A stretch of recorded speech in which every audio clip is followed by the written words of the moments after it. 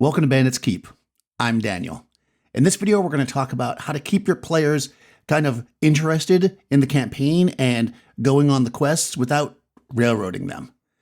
I also want to thank Only Crits. They are sponsoring this video again. Thanks so much. It's Cyber Monday and there's specials still going on. I'll talk about that a little bit later in the video. All right, so I got a question on one of my videos a little while back about this, and they said something to the effect of, how do you get players to go on quests other than just railroading them? And I think this is a kind of a deeper question, right? The simplest answer to that is, well, make quests that they want to go on. But how do we do that? How do we make the world interesting enough to get the players involved so they continue to build the world to keep it interesting? And how do we maintain that? I think that's the hardest part. Up front, it's fairly easy. You go to your friends or potential players and you say, hey, I have an idea for an adventure, and you're going to recover a jewel from a hidden temple in the mountains, and you're going to play rangers and blah, blah. You put it all out there, and then they say, yeah, we want to do that, and they play, right? So they're on the quest. Good to go. You're done. But how do we keep that going? How do we keep it going, especially in an open world or a sandbox? How do you keep the motivation? And I think one key to this is don't design in a vacuum.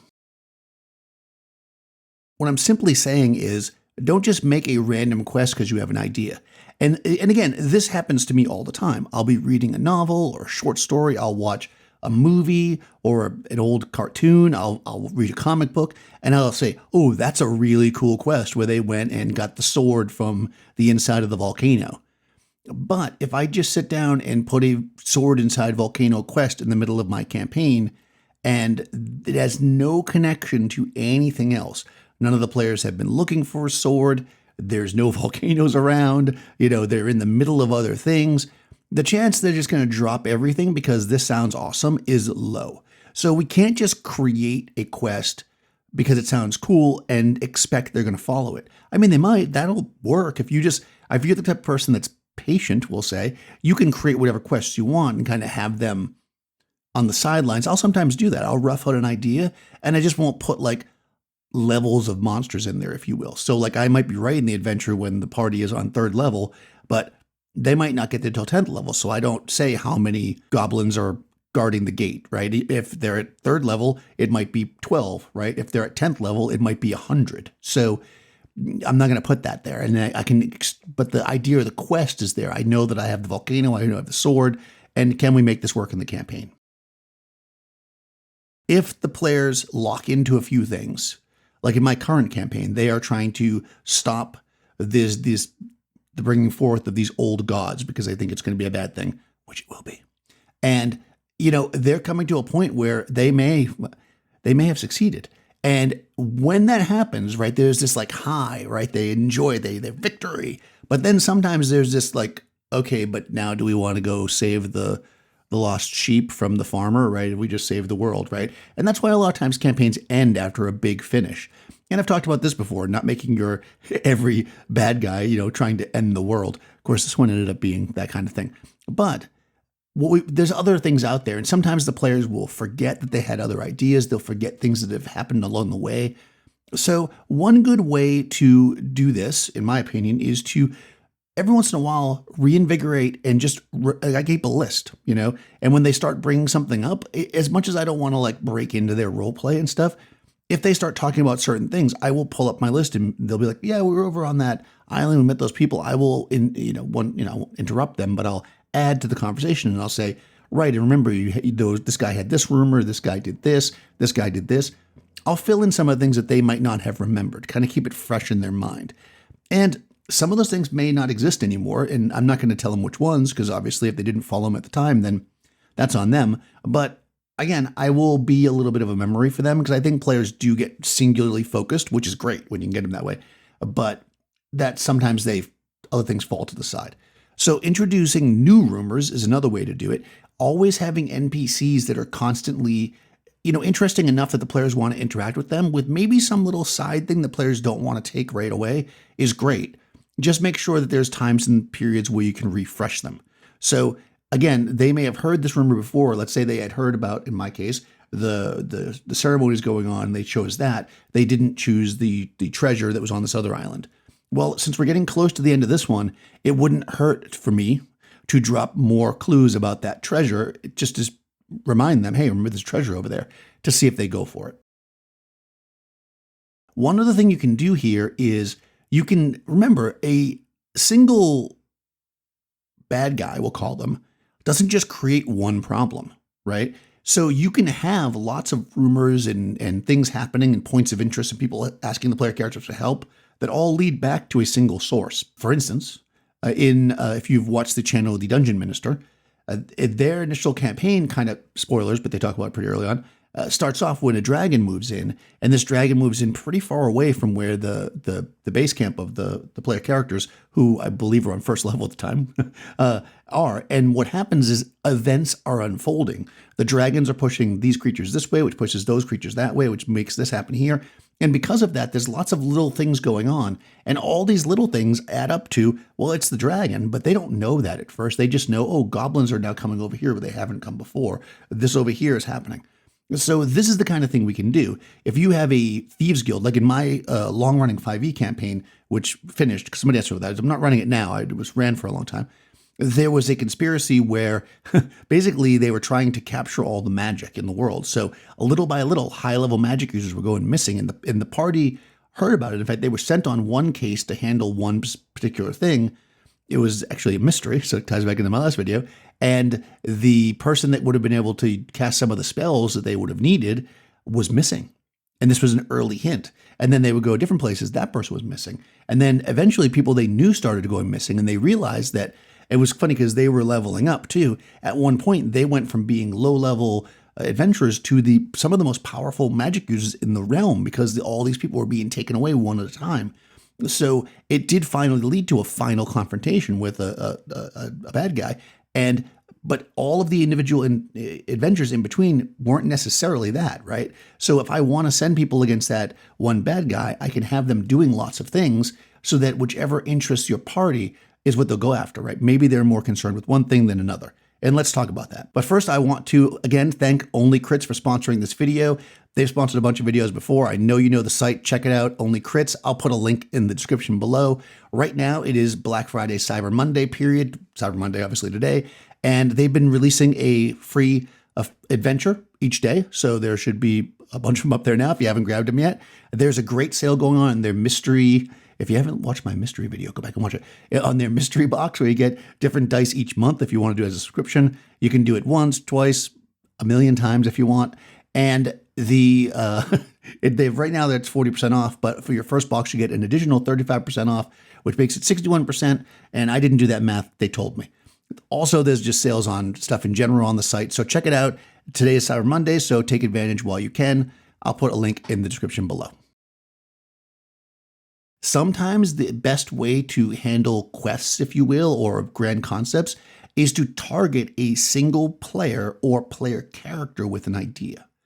Because, again, it's a game, and if you're playing with your friends, and if people are playing, it's kind of the table, agreement, you're going to quest together ideally. So if you make a quest that really appeals to somebody, and it doesn't completely contradict what other characters want to do, they'll follow. And then you can add things to the deal so that everybody gets excited about it. So I was just thinking about Star Wars the other day because I watched a really interesting documentary. This is a total side note on, I think it was on YouTube, where they translated the original Star Wars movie into the Navajo language to try to help kind of refresh and reinvigorate the language. So very interesting. Look for it on YouTube. If I can find it, I'll put it in the description. But that has nothing to do with this video. But Star Wars.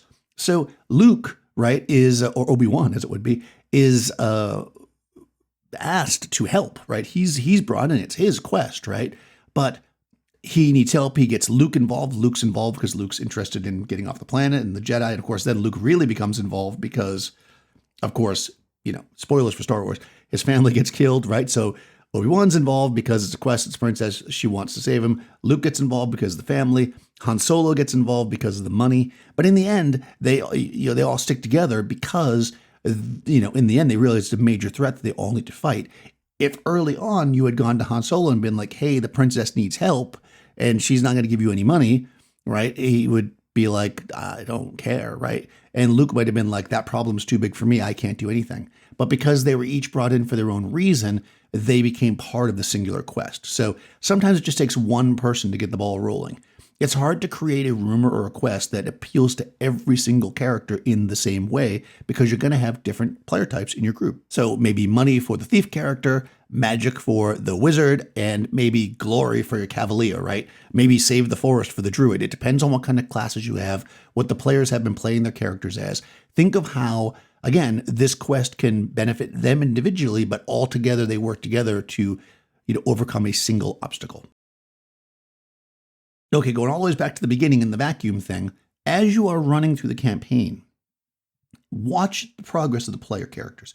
Figure out where they are, and be sure to be asking them questions about, and when I say them, I mean the players at this point, like what kind of stuff they want to see in the campaign. Just straight up ask them.